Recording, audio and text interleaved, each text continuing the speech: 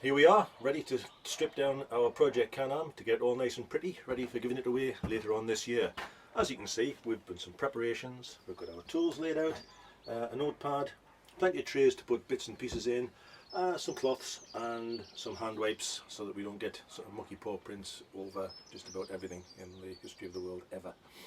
We're going to start with by wheeling the bike in and taking all the stuff off one side, because as you can see from the film, there's not a huge palatial workshop available at CDB, but a fairly average workshop that similar to most people will have to work in.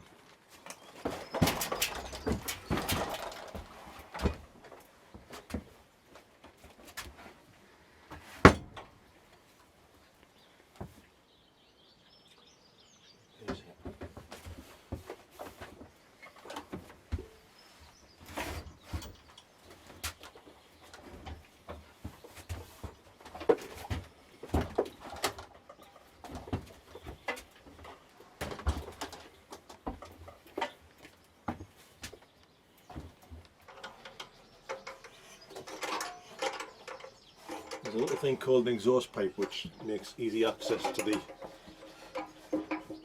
left hand side tank mount. A little bit tricky.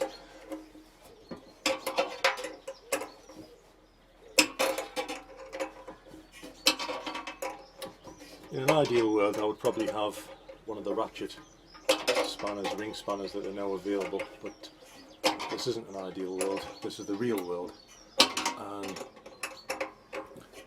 I have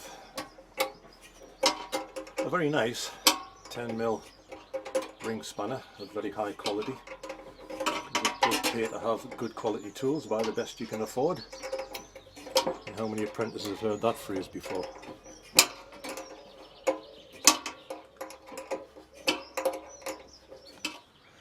The petrol tank, which is the crown and glory of any motorcycle, lifts off quite easily and is mounted on those two rubber bungs on there.